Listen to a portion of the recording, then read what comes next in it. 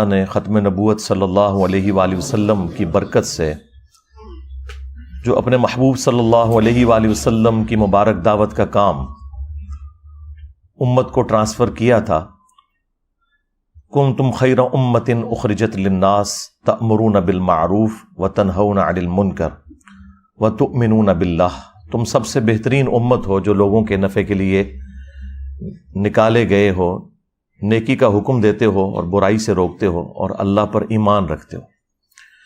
ایمان کا ذکر اللہ تعالیٰ نے تیسرے نمبر کے اوپر کیا۔ پہلے نمبر پر نیکی کا حکم دیتے ہو، پھر برائی سے روکتے ہو اور اللہ پر ایمان رکھتے ہو۔ اس میں ایک لطیف سا اشارہ تھا کہ اللہ پر ایمان لانے کا حق وہی شخص ادا کر رہا ہے جو نیکی کا حکم دیتا ہے اور برائی سے روکتا ہے۔ جب تک یہ معاملہ نہیں ہوگا اس وقت تک اللہ تعالیٰ کے لیے اس کی کمٹمنٹ، حمیت شو نہیں ہوگی کہ اس کے لیے ترجیح اول اللہ کی ذات ہے۔ اسی لیے قرآن و سنت میں بے شمار جگہ اس چیز کو ایمفسائز کیا گیا، اور اس میں جو ضربۂ سنام ہے، ٹاپ آف دا لسٹ، وہ سورۃ العصر ہے، جس میں اللہ تعالیٰ نے کامیابی کے لیے 4 بنیادی شرائط بتائیں کہ کم از کم یہ جس میں ہوں گی وہ آخرت میں اللہ کے حضور کامیاب ٹھہرے گا۔ الا الذین آمنوا، پہلے تو اللہ تعالیٰ نے فرمایا کہ زمانے کی قسم ہے کہ پوری انسانیت گھاٹے میں ہے، یا زمانہ گواہ ہے اس بات پہ کہ پوری کی پوری انسانیت گھاٹے میں رہی ہے۔ اکثریت لوگ تو گمراہی ہوئے، انبیاء کرام کی دعوت پر بہت کم لوگوں نے لبیک کہا، لیکن جنہوں نے کہا ان کو اللہ تعالیٰ نے پھر ذکر کیا، والعصر ان الانسان لفی خسر، زمانہ گواہ ہے اس بات کے اوپر، قسم ہے زمانے کی کہ انسانیت اوورآل گھاٹے ہی میں ہے۔ الا الذین آمنوا، اب یہ وہ 4 شرائط شروع ہو رہی ہیں، سوائے ان کے جو ایمان لے آئے، وعملوا الصالحات، اور نیک اعمال کیے۔ یہ بہت آسان کام ہے جی، کیونکہ اگلے 2 کام اتنے مشکل ہیں، ان کی نسبت سے دیکھا جائے تو یہ بہت آسان کام ہے۔ ہاں اگر اسے آپ ایبسولوٹلی دیکھیں تو یہ بھی مشکل کام ہے۔ وہ اگلے 2 کام کون سے؟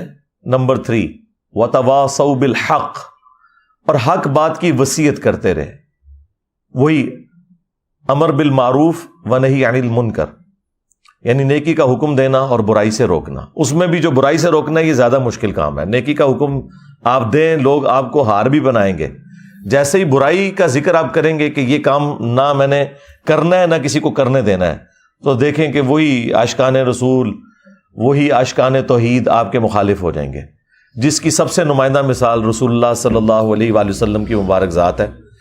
یعنی ایک شخص 40 سال تک مکے کے لوگوں کی آنکھوں کا تارا ہے، اور ایک دعوت توحید بلند کرنے کے اوپر یہ حال ہو گیا ہے کہ ان کو اپنی جان بچا کر رات کے وقت ہجرت کرنی پڑی ہے اسی شہر سے جہاں ان سے بڑھ کر کوئی محبوب نہیں تھا، اور اس کی سب سے بڑی نشانی یہ تھی کہ لوگ آپ کو صادق اور امین کہتے تھے، اور اپنی امانتیں، اس زمانے میں بینک تو نہیں ہوتے تھے، تو سیکیورٹی کے لیے آپ کے پاس رکھواتے تھے کہ بھئی یہاں جمع کروا دی تو سمجھو محفوظ ہوگی، یہ شخص نہ کسی کو دغا دے گا، نہ کسی سے جھوٹ بولے گا، نہ کسی کے ساتھ فراڈ کرے گا۔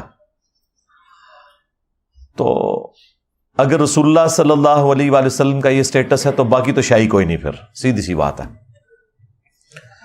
اور چوتھی شرط بتائی، وَتَوَاصَوْا بِالصَّبْرِ، پھر صبر کی تلقین بھی ساتھ کرنی ہوگی، یعنی یہ آپ کو ساتھ بتانا ہوگا کہ حق گوئی کا اینڈ رزلٹ جو ہے وہ تکلیف ہے، اس کے بغیر تو اللہ تعالیٰ نے چھوڑنا نہیں ہے۔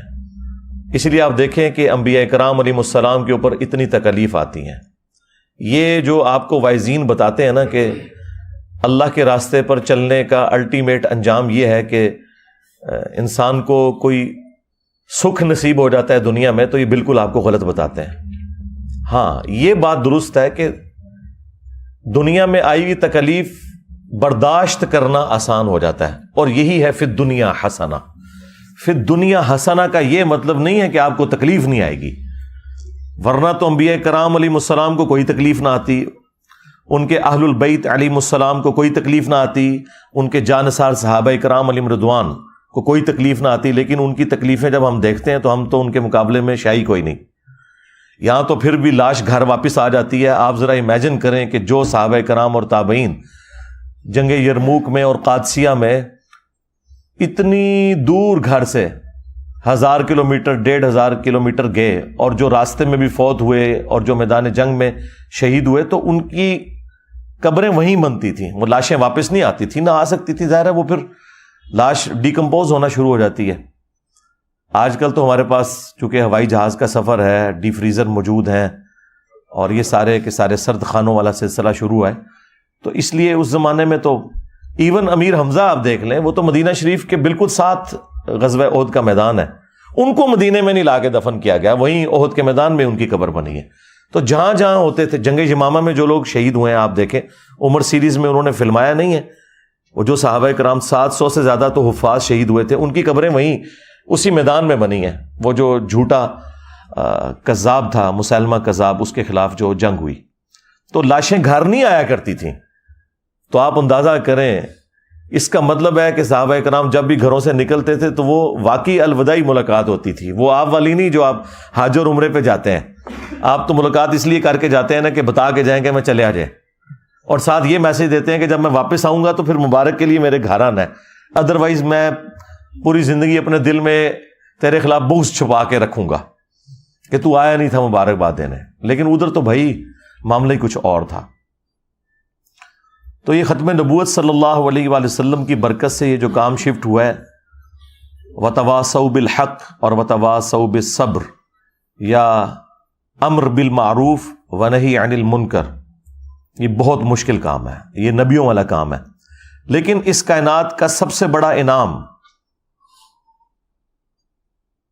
وہ ہے انبیاء کرام کا جنت میں پڑوس, جو انسان خود حاصل کر سکتا ہے محنت سے. اس سے بڑا بھی ایک انعام ہے, لیکن وہ انسان محنت سے حاصل نہیں کر سکتا.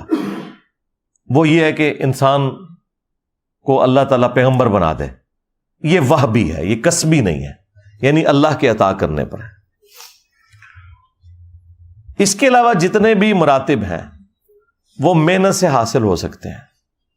آپ دیکھیں, اگر صحابہ اور اہل بیت رضی اللہ عنہم اجمعین وعلیہم السلام اجمعین کو یہ اللہ تعالیٰ نے خصوصیت دی ہے کہ انہوں نے نبی الاسلام کا قرب پایا اور وہ امت میں بہترین لوگ ٹھہرے, لیکن جنت میں انہیں بھی رسول اللہ کا پڑوس ملنا ہے اور آپ بھی حاصل کر سکتے ہیں.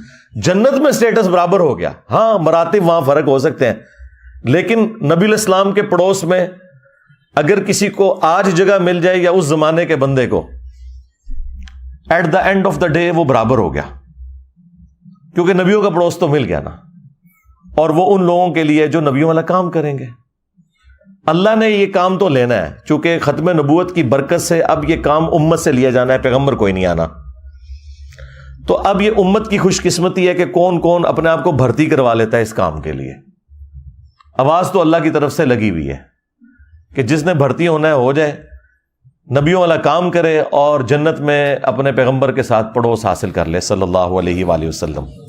اللہم اجعلنا منہم مع النبیین والصدیقین والشہداء والصالحین آمین. اب خوش قسمتی اس کی ہے جو اپنے آپ کو اس کام کے لیے اللہ کے حضور پیش کر دے, یہ اس کی خوش قسمتی ہے. لیکن کام بڑا مشکل ہے, سیدھی سی بات ہے. اگر یہ کام مشکل ہے تو اب جو لوگ یہ کام کر کے آپ کو آسانی میں نظر آ رہے ہیں نا, تو سمجھ لیں کہ یہ وہ کام نہیں کر رہے. ہاں, چاہے وہ کسی مذہبی جماعت کا کوئی لیڈر ہے یا کسی پولیٹیکل جماعت کا لیڈر ہے, اگر وہ عیاشی کی زندگی, سکون کی زندگی گزار رہا ہے تو آپ سمجھ لیں کہ وہ یہ والا کام نہیں کر رہا. بظاہر آپ کو لگ رہا ہے کہ یہ والا کام کر رہا ہے, لیکن وہ یہ والا کام نہیں کر رہا, کیونکہ اس کام کے ساتھ وہ ساری تکلیف جڑی ہوئی ہیں.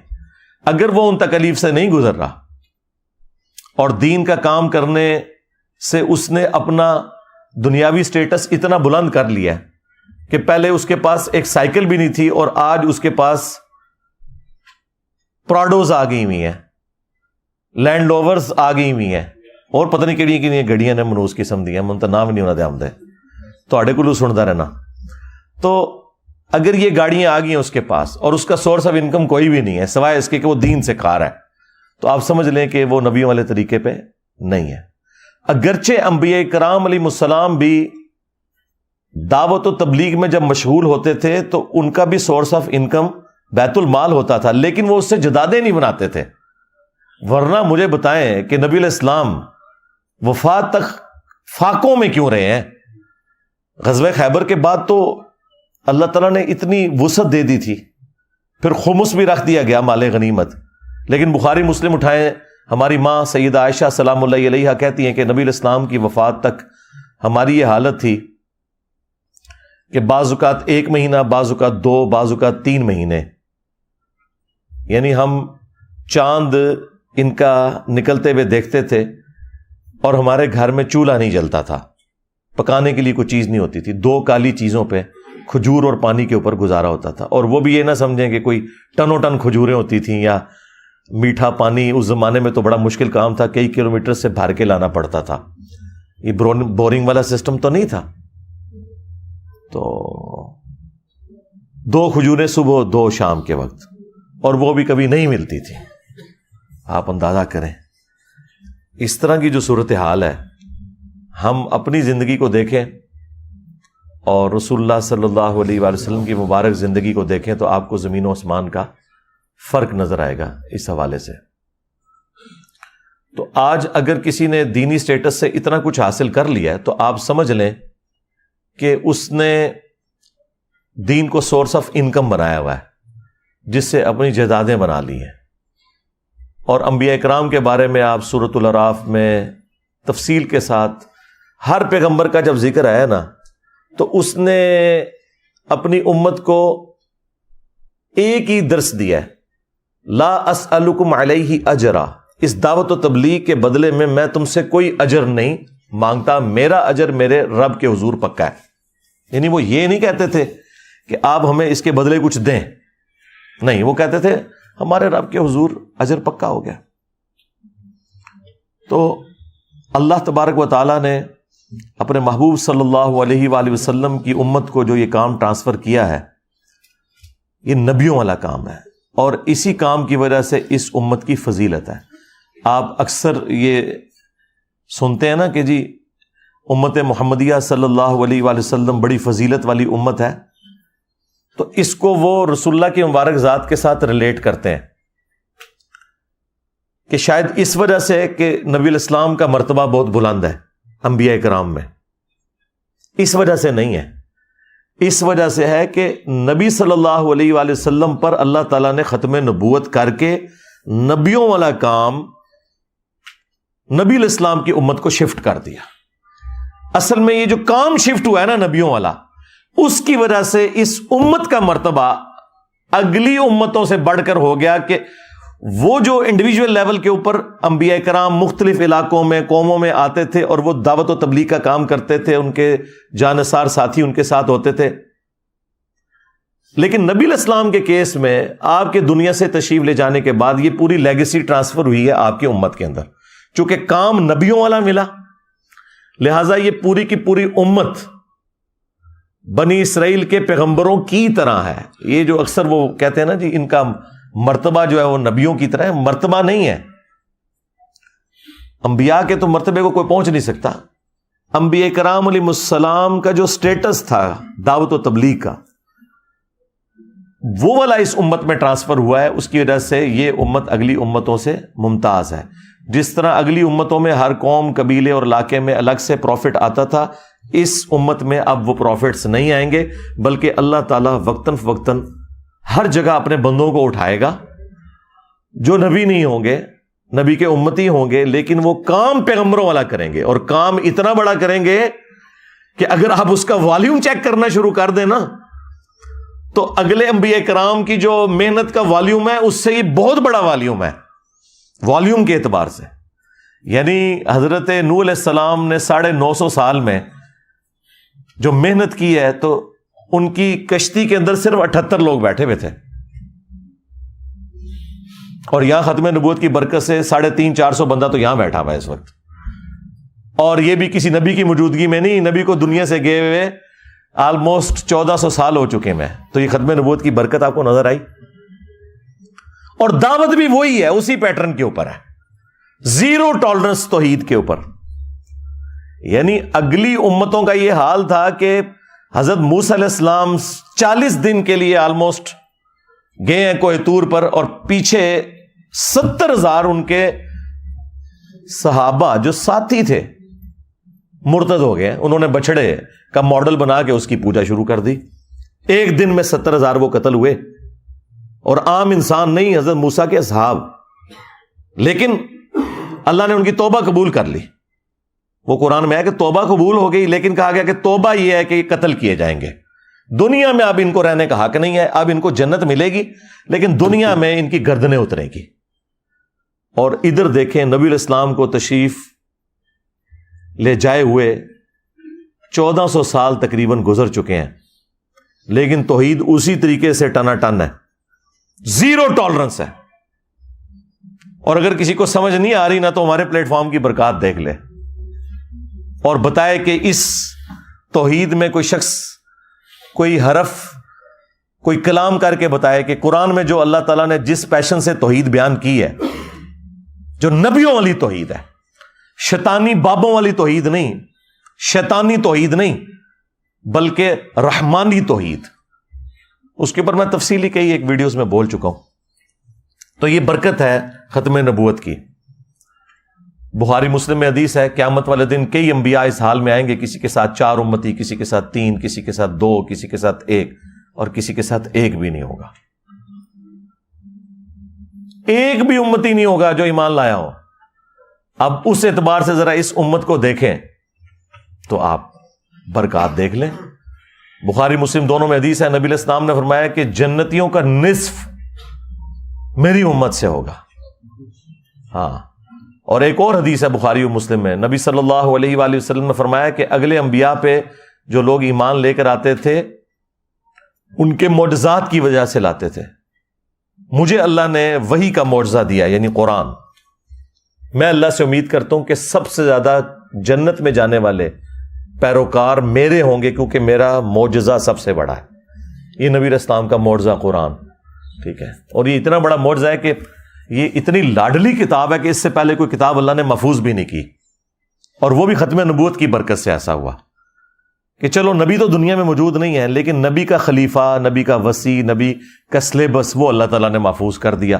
انا نحن نزلنا الذکر وانا لہ لحافظون، سورۃ الحجر آیت نمبر 9. بے شک اس الذکر قرآن یاد دہانی کو ہم نے نازل کیا، ہم ہی اس کی حفاظت فرمانے والے ہیں. تو اس کو اللہ تعالیٰ نے قیامت تک کے لیے محفوظ کر دیا تاکہ کوئی شخص یہ گلہ نہ کر سکے کہ ہم نے تو پیغمبر کا زمانہ پایا ہی نہیں، ہمیں تو پتہ ہی نہیں تھا حق کیا ہے. اگلی امتیں گلہ کر سکتی تھی، لیکن ان کا گلہ اللہ نے اس طرح دور کیا کہ ہر نبی جب فوت ہوتا تھا نا تو فوت ہونے سے پہلے اپنی جگہ ایک اور پیغمبر کو خلیفہ چھوڑ کے جاتا تھا. اب ختم نبوت کی برکت سے اس امت میں تو نبی نے آنا کوئی نہیں ہے، تو اللہ تعالیٰ نے نبی علیہ السلام کا خلیفہ قرآن چھوڑ دیا، اور سنت یا صحیح الاسناد احادیث اسی کی تفسیر ہے. اصل میں تو خلیفہ قرآن ہے. اور امت کا یہ حال ہے کہ امت کی اکثریت بشمول علماء کے قرآن انہوں نے ترجمے سے پڑھا ہی نہیں ہے. اگر پڑھا بھی ہے تو انہوں نے قرآن کو اپنا امام نہیں مانا کہ قرآن کو ہم اس لیے پڑھیں کہ ہم نے قرآن کے مطابق اپنے عقیدے کرنے ہیں، بلکہ انہوں نے یہ کیا کہ ہم قرآن اس لیے پڑھیں کہ اپنے جو بزرگ بابوں کے عقیدے ہیں نا وہ قرآن میں کہاں ثابت ہوتے ہیں، اور قرآن کی کون سی آیات جو ہیں وہ ہمارے بزرگوں کے عقائد کے خلاف ہے تو ان کا ہم جھوٹا جواب تلاش کرنے کی کوشش کریں. جس کا سب سے بڑا ثبوت ہے کہ 10-10 20-20 30-30 جلدوں کے اوپر قرآن کی تفسیریں لکھ کے لوگ مر گئے، اور حالت یہ ہے کہ پہلے صفحے پہ لکھا تھا ایاک نعبد و ایاک نستعین، اور اس کی تفسیر میں انہوں نے لکھا کہ یا علی مدد بھی ثابت ہے، ہاں یا عبد القادر جیلانی بھی ثابت ہے. یعنی جس بندے نے قرآن کی تفسیر سے یہ نکالا ہے، یعنی جو قرآن میں معنی اچھل اچھل کر باہر نکل رہا تھا وہ اس نے قبول نہیں کیا کہ اللہ تیری عبادت کرتے ہیں اور تجھی سے دعا مانگتے ہیں. ایک تو ظاہری اسباب ہے، وہ تو قرآن میں حکم ہے وَتَعَاوَنُوا عَلَى الْبِرِّ وَالتَّقْوَى وَلَا تَعَاوَنُوا عَلَى الْإِثْمِ وَالْعُدْوَانِ، لیکن ایک ہے دعا کرنا جو اللہ کے ساتھ خاص ہے. تو اب مجھے بتائیں انہوں نے کیا تفسیر لکھی، اور توحید نہیں اگر تو باقی تو ساری چیزیں فارغ ہیں. نہ کسی کی محبت رسول قیامت کے دن اسے نفع دے گی، نہ محبت اہل بیت، نہ محبت صحابہ کرام. ہاں دنیا میں ضروری ہے آپ کو نفع دیں گی کہ چندہ آپ کو زیادہ مل جائے گا، ٹھیک ہے. دنیا پہ آپ ختم نبوت کے نام کے اوپر ڈرامہ بازی کریں، چندے ہتھیائیں لوگوں سے، اور عقیدوں میں آپ کے شرک پایا جاتا ہے. اس ختم نبوت کو چاٹنا ہے جس میں شرک پایا جاتا ہے؟ کیا رسول اللہ دنیا میں اس لیے آئے تھے؟ آپ نے اپنی نبوت کا پیغام یہ لوگوں کو دیا تھا کہ میری وفات کے بعد جو ہے وہ قبر والوں سے مانگنا شروع کر دینا اور پھر ساتھ ختم نبوت کے نعرے بھی لگانا؟ اول چیز توحید ہے، اس کے بعد ختم نبوت اور پھر باقی ساری چیزیں۔ اور ختم نبوت پہ بھی چشتی رسول اللہ، اشعری رسول اللہ کے بعد تو ہم نے ان کو کتنا ایکسپوز کر دیا، ان کے پاس تو بھاگنے کی جگہ ہی کوئی نہیں ہے۔ تو یہ سارے کے سارا ڈرامہ بازی چل رہی تھی، اور چونکہ حکومتوں میں یہ لوگ بیٹھے ہوتے تھے، کوئی حق بات کرتا تھا اسے قتل کروا دیتے تھے، یوٹیوب سوشل میڈیا ہے نہیں تھا کہ بات لوگوں کی دوسرے لوگوں تک پہنچتی۔ یہ تو اللہ تعالیٰ نے چونکہ نشت ثانیہ اسلام کی کرنی ہے، قیامت سے پہلے امام محمد بن عبداللہ المہدی رضی اللہ تعالیٰ عنہ علیہ السلام کے ذریعے اللہ تعالیٰ نے دنیا پہ اسلام کا غلبہ کرنا ہے، اس کے لیے پھر اللہ تعالیٰ نے راہ ہموار کی۔ اور آج سے چند سال پہلے تک تو کوئی سوچ بھی نہیں سکتا تھا کہ اتنے بڑے لیول کے اوپر ریولوشن آئے گی سوشل میڈیا کی برکت سے، کہ ایک چھوٹے سے پلیٹ فارم کی آواز پوری دنیا کے اندر پہنچ جائے گی، اور وہ آپ دیکھ رہے ہیں اللہ کے فضل سے۔ اور کیا حالت ہے کہ مجھے تو اب نظر آ رہا ہے کہ باقی تو کسی کی کوئی بات دین کے اوپر سننے کے لیے تیار ہی نہیں ہے۔ ہمارے جو کمپٹیشن پہ بھی لوگ آئے تھے نا، ان میں سے بھی کئی لوگ اب دین کا کام چھوڑ کے وی لاگز بنانے شروع کر دیے انہوں نے۔ انہیں پتہ چل گیا کہ یار اب ادھر کیسے ہم اپنا جعلی سودا بیچیں گے جب آپ کو خالص سودا فری مل رہا ہے، اور وہ اتنا خالص ہے کہ اس کا ٹیسٹ لوگوں کو بتا رہا ہے کہ باقی سب لوگ فراڈ کر رہے ہیں، تو اب لوگوں نے کیوں وہ فراڈ والی چیزیں لینی ہیں؟ تو جو دو چار لوگ بچ گئے ہیں مجھے گالیاں نکالنے والے، انہیں بھی میں مشورہ دوں گا کہ آپ جو ہے نا، آپ بھی کیلے صحیح طریقے سے رکھنے کا طریقہ، ہاں کھیرا کاٹنے کا مدنی طریقہ، یہ چیزیں لوگوں کو سکھایا کریں، دین کا کام چھوڑ دیں یار۔ آپ لوگوں کا یہ کام ہی نہیں، کیوں ہمارے اس پلیٹ فارم کی برکت سے نہ صرف لوگوں میں یہ اویئرنیس آئی ہے کہ سچائی وہ ہے جو یہاں سے بیان ہو رہی ہے، اس سے بڑھ کر یہ کہ لوگوں میں یہ اویئرنیس آئی ہے کہ باقی جو کچھ بیان کر رہے ہیں نا وہ فراڈ ہی کر رہے ہیں۔ میرا یہ دعویٰ ہے کہ اس پلیٹ فارم کی برکت سے اب یہ حالت ہے کہ لوگ اگر قرآن و سنت بھی بیان کریں گے نا ہمارے مقابلے پر آ کے، تو آڈینس نہیں ماننے کے لیے تیار ہوگی، وہ کہے گی کہ یہ جھوٹ ہی بول رہے ہیں، کوئی اس طرح کی آیت نہیں ہوگی جب تک کہ وہ خود دیکھ نہ لیں۔ کیونکہ ظاہر ہے جب انہوں نے آیات پڑھی ایاک نعبد و ایاک نستعین اور اس سے یالی مدد ثابت کیا، آیت پڑھی واستعینوا بالصبر والصلاۃ، نماز اور صبر کے ذریعے اللہ کی مدد چاہو، اور اس میں سے یہ نہیں انہوں نے بتایا کسی نے آپ کو کہ آپ نے نماز پڑھ کے اللہ کی طرف متوجہ ہونا ہے، صبر کی روش اختیار کرنی ہے تو اللہ کی مدد ساتھ آئے گی، کیونکہ ساتھ ہی لکھا تھا ان اللہ مع الصابرین۔ صبر اور نماز کے ذریعے اللہ کی مدد چاہو، بے شک اللہ صبر کرنے والوں کے ساتھ ہے۔ جو اللہ کہہ رہا تھا وہ نہیں انہوں نے بیان کیا، انہوں نے بس یہ ٹکڑا لیا واستعینوا بالصبر والصلاۃ اور کہا دیکھو اس سے ثابت ہوا کہ اللہ کے علاوہ بھی کسی سے مدد مانگی جا سکتی، اور لعنت ہے تہاڈی سوچ اتے۔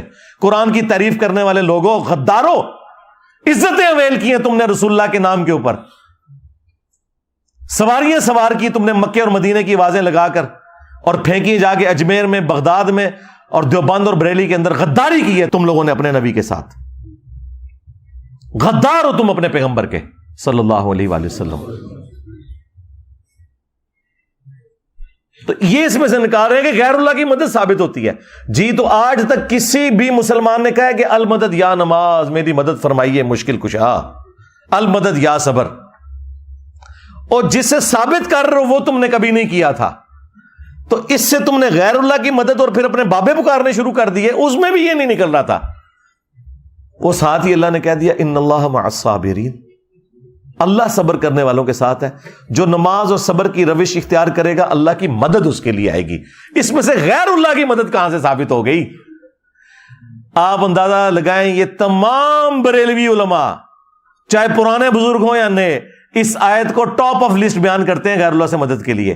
تمام شیعہ علماء جو توحید کا جنازہ نکالنے کی کوشش کرتے ہیں، ان کو میں نکال رہا ہوں، جو موحد ہے، جو توحید کا جنازہ نکالنے والے لوگ ہیں، وہ اس کو پہلے نمبر پہ پیش کرتے ہیں۔ اس سے ان کے علمی لیول کا آپ اندازہ لگا لیں کہ انہوں نے اور آپ کو دین کا کیا سکھانا ہے۔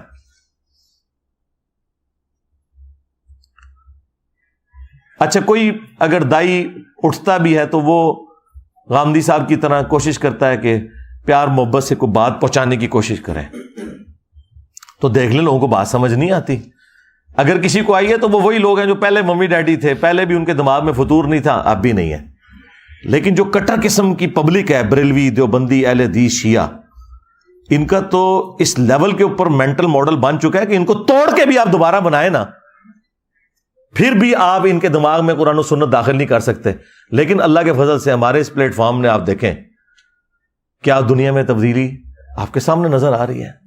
اب دنیا میں ہر دینی پلیٹ فارم, پتہ ہے دین کی خدمت کیا کر رہا ہے؟ رپلائی ٹو انجینئر محمد علی مرزا. ہاں آپ دیکھ لیں, جس ٹاپک پہ میں بولتا ہوں نا, میری تصویر لگا کے نا اس ٹاپک کے اوپر اگلا بات کرتے ہیں. یعنی میں بتاؤں گا کہ دین کی کون سی بات آپ نے بیان کرنی ہے. آج اسلام پہ اتنا مشکل وقت آیا. آپ کے پڑوسی ملک میں ایک شخص جس کی دنیا میں سب سے ٹاپ پہ ویورشپ ہے, دھروو راٹھی, اس نے اسلام کے اوپر انجانے میں, بدنیتی کے ساتھ نہیں, ایک حملہ کر دیا عقیدہ توحید کے اوپر. کدھر مر گئے علماء؟ کسی بڑے عالم دین کی کوئی ویڈیو دیکھی ہے کہ اس نے جو پوائنٹ اٹھائے ہیں اس کا جواب دیا ہو؟ ہمیں یہ کہتے تھے نا جی غیر مسلموں کو جواب دیں, جی انجینئر صاحب ہمیں چھوڑ دیں. جی آپ کو کچھ چھوڑ دیں, آپ بھی غیر مسلم ہیں. ہاں بریلویوں سے پوچھیں کہ دیوبندی کیا ہے, دیوبندیوں سے پوچھیں ذرا بریلوی کیا ہے, اہل حدیث سے پوچھیں کہ یہ کیا ہے, ان سے اہل حدیث کے بارے میں پوچھیں. نہ یقین ہے تو المحنت علی المفنت پڑھ لیں, حسام الارمین پڑھ لیں, احکام شریعت پڑھ لیں. تو ہم غیر مسلموں کے بارے میں ہی کام کر رہے ہیں. ہمارے نزدیک تو آپ مسلمان ہیں, لیکن آپ چونکہ ایک دوسرے کو غیر مسلم کہتے ہیں, لہٰذا ہم آلریڈی غیر مسلموں کے بارے میں ہی کر رہے تھے. ہاں اب وہ غیر مسلم جو ادر دین اسلام والے غیر مسلم ہیں, انہوں نے جب اسلام پہ حملہ کیا تو یہ کدھر مرے پڑے ہوئے ہیں؟ کسی نے کوئی پوائنٹ ٹو پوائنٹ اس کا جواب دیا؟ اور سرکار ان کی کمپیٹنسی نہیں, انہوں نے قرآن پڑھا ہو تو جواب دینا, انہوں نے سنت پڑھی ہو تو ایک ایک پوائنٹ کا جواب دینا. میں اب بھی بات کرتا ہوں, جو میں نے ریکارڈنگ کروا دی نا 1.5 گھنٹے کے اندر, اس کو دیکھ کے رٹا مار کے کوئی ریپروڈیوس بھی نہیں کوئی مفتی کر سکتا. ٹائم قیامت تک جائے اسی طریقے سے پوائنٹ ٹو پوائنٹ رٹا مار کے میرے لیکچر نو. توفیق بھی اٹھ گئی ہوئی ہے. اب ان کی توفیق صرف یہ ہے کہ انہوں نے بنو امیہ کی خدمت کرنی ہے. ان کی توفیق یہ ہے کہ انہوں نے اپنے بابوں کے مزارات کا دفاع کرنا ہے. اسلام کے ساتھ ان کا کوئی لینا دینا نہیں, سیدھی سی بات ہے. تو اینڈ پہ میں دعا کروں گا اللہ تعالیٰ ہمیں بھی, ہمارے اسٹوڈنٹس کو بھی, ان کی فیملیز کو بھی, قیامت تک آنے والے تمام مسلمانوں کو پورے اخلاص کے ساتھ ختم نبوت کی برکت سے یہ جو نبیوں والا کام اس امت کو شفٹ ہوا ہے, نبی صلی اللہ علیہ وآلہ وسلم کا سچا مجاہد بنتے ہوئے آگے پہنچانے کی توفیق عطا فرمائے. آمین. صلو علی محمد وآل محمد. اللہم صلی علی محمد وعلی آل محمد واصحاب محمد وازواج محمد وامت محمد اجمعین الی یوم الدین. آمین.